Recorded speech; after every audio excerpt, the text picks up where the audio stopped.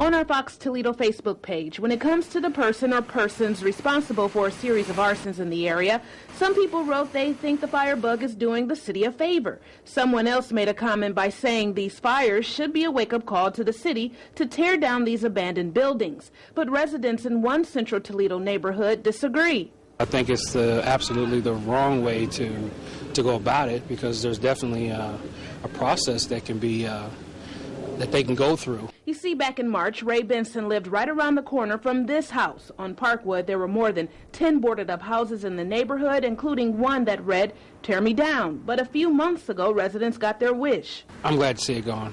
But it wasn't the arsonist that got rid of 2 houses on Parkwood. It was the city. It was a great thing to see that the houses were torn down and the city filled in the hole. I'm pleased. Although the city tore down this house and the one a few doors down, there are still houses on this block that neighbors say they can do without, but setting them on fire is not an option. Setting fire to, properties that's empty or whatever, that's not an answer. Lorena Johnson lives next door to one of the houses the city tore down. She says it took the city about 5 years to do it, but it's better to wait instead of putting someone's life in danger.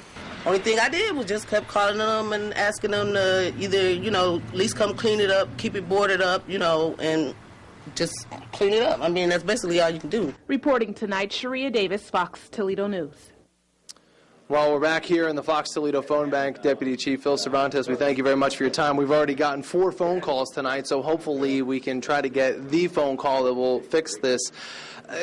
In your experiences, have you ever seen anything like this in the city of Toledo? We go through periods where we certainly have an upswing in fires, but in the 26 years I've been on, I have not seen it to this extent. We're running into multiple fires, are not uncommon on a daily basis, and that's something that we're not accustomed to seeing.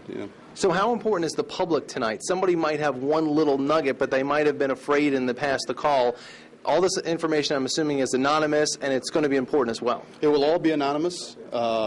We will certainly take any information you want.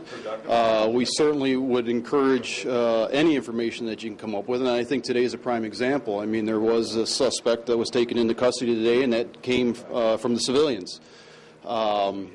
Again, it is anonymous. We would like to have a phone number where we can reach you. We'll have our arson investigators or the people that are working on these arson fires. Somebody will get in contact with you and see if we can get some information that will help us out and put an end to these things. All right, Deputy Chief, we're going to put you down here to work. 419-244-2593 is the number here in the phone bank. We're going to be here until 11 o'clock. Again, you can remain anonymous and make that phone call and talk to these firefighters and hopefully get some of Fox Toledo's most wanted off the streets. If you don't feel comfortable calling this number, you can call Crime Stopper as well, 419-255-1111. But again, you can talk to a firefighter today and try to get whoever it is, one person, many people, whatever it is, off the streets.